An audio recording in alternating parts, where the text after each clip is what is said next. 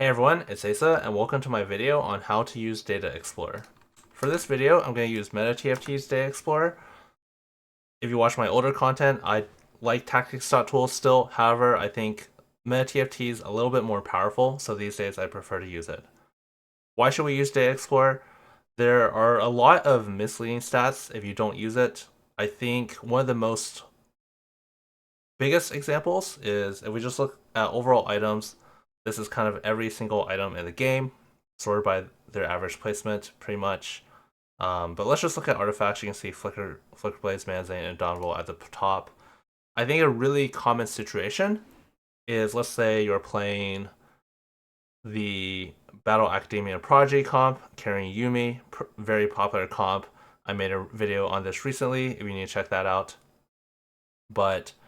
And you open an artifact anvil and you need a tank item for Leona. So you look at this and you're like, okay, Indomitable. However, if we go to Data Explorer and we look kind of in more details, and we can say 5 Battle Academia, 4 Prodigy. I could do 3 Prodigy. It's a little bit more robust of a search, basically 3 or more.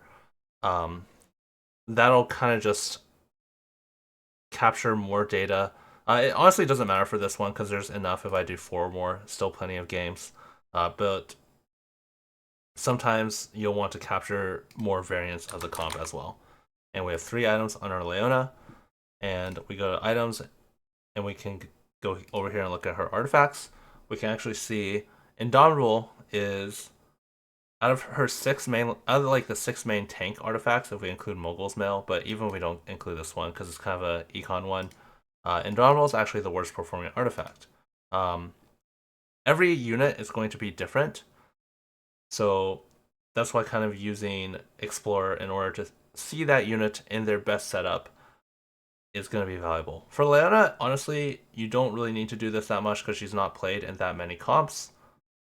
But as we'll see in a little bit, it'll be important for other units. So the best average placement, place change is also the same thing, like the most negative number. Indomitable is actually like the worst performing one out of all these items. The best performing would be Locket, followed by Light Shield. This one, a lot of you guys might already know at this point, can be explained by the Crystal Gambit loot table, where you can cash out a Flicker Blade, Manzane, or Indomitable at 27 kills, which usually happens if you have 7 Crystal Gambit in, which requires an emblem and a 5 cost. So it generally implies that you're already doing really well in the game. Note you can also cash out like Duelist Emblem or Strategist Emblem. And if we just look at overall item stats, emblems, you can see that these two have a much better average placement than other emblems. And that doesn't mean just like, oh, if I get offered Duelist Emblem on 2-1, I should take it because it's very overpowered. You actually have to use Data Explorer and kind of look and see if these things are actually good. Another example is Gwen. I think is a really interesting example because she's played in 2 different comps. Actually, if we look at the comps page here, she's played in Sorcerer Karma, which I made a guide for recently, so you can check that out. That's the best comp in the game right now. But she's also played in Vertical Soul Fighter, which is, it's about number 7 here. I think like it depends on who you ask, but most people will say it's somewhere around the top 7 comp. But she's played in 2 very different comps, right? So this is why using Explorer is going to be pretty valuable, because if we just look at Gwen, let's say we play a game where we have a 2-star Gwen and we want to put 3 items on her. They're going to be very different. So let's look at 6 Sork first. This is probably the more common version. You can actually see that because 6 Sork is such a high damage comp that doesn't invest a lot in frontline, you're playing like a Lucian, a Lux, a Ahri on your board a lot of times. So you're not investing that much in frontline. Edge Knight is actually really good to keep your Gwen alive. You can see it's actually much preferable compared to more damage items like Giant Slayer, Striker's Flail, even Gunblade, which is kind of like a pseudo defensive item. You don't have a strong tank to give your Omnivamp to, and your Gwen herself with a Gunblade is not quite survivable enough. Um, Anti-heal and Magic Shred are just both really good on Gwen. She basically hits the entire board with her ability, so those are always going to be great. But if we look at 8 Soul Fighter, again, a different comp, we can actually see that, again, our anti-heal and Shred are really good. Edge Knight is still decent on her, but we can see we would actually prefer more damage through like Striker's Flail, or I shouldn't say like prefer more damage, but it's about comparable. Whereas with Six Fork, Edge Knight was a lot better, and you can see Gunblade was actually pretty bad with Six Fork, but in 8 Soul Fighter, the Gunblade is kind of enough to keep the Gwen alive, because of course the 8 Soul Fighter trait gives Gwen 650 HP, which on top of just being a 2-star unit, this is not quite as much as a Warmogs, but it actually makes her quite tanky. So make sure when you use Data Explorer, kind of put in the right variables. You don't want to put in too many variables just because it can kind of reduce the sample size if it's not needed. So let's just say you're playing a game and you have maybe you have an emblem on a Volibear, Soul Fighter emblem on Volibear, and let's say you also have a Braum on your board, and then let's say you also have a Zyra on your board. At this point, there's going to be a lot of noise, basically. There's just so few games that the samples are going to be kind of random. So you can see here, like Jewel Gauntlet, you might think is like, oh, this is really good, but this is only 92 games. This is just such a small amount that there's even one player who always builds Jewel Gauntlet on Gwen, they can actually affect the stats quite a lot. So you don't need to put in like all these other filters that like don't really affect your Gwen. I'll use one more example here with the 5 Battle Academia Prodigy comp, and this is Yumi, of course, our primary carry on that board. And if we just kind of look at it, this is what you would see with kind of no filters. We can see that her best performing items are actually Anti-Heal, as well as Magic Shred.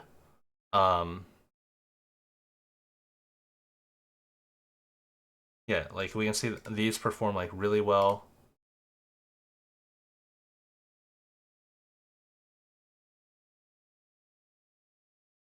Whereas like Jewel Gauntlet is plus Delta, not quite as good. I guess the Magic Shred and the Morello are actually like pretty close to some of these other items. Was actually doing quite a bit better than like Jewel Gauntlet or Striker's Flail, which I know to be Yumi's best items, and that's because it's important to use a Data Explorer to set your filters properly. These items are really good on Yumi when you're playing her as your secondary carry, which will usually happen if you have Katarina 3. So we could exclude Katarina 3 just by toggling this here.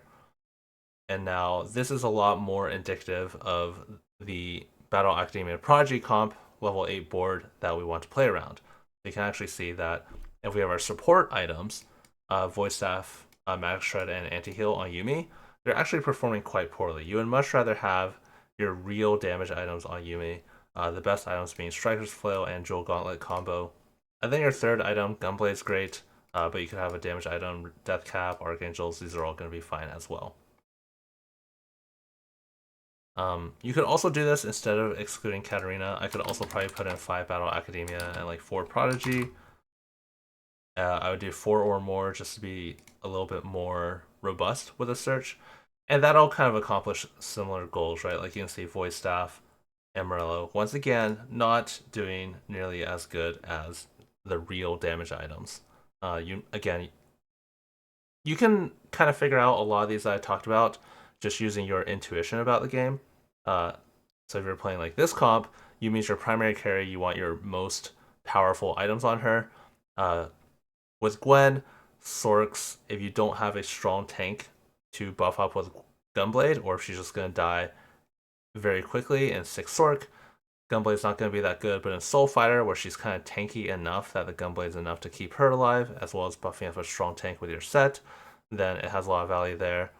And then the other example that I talked about at the start was Indomitable, which I've had so many people tell me Indomitable is just the best tank artifact when that just isn't the case. It might be the best item on certain units, but it's just important to look at the comp. So once again, we can look at another example. Leona specifically is really good with Light Shield, for example, because she has Bastion, gets extra resist. But we can look at 6 Fork Jarvan. Indomitable might be fine on Jarvan.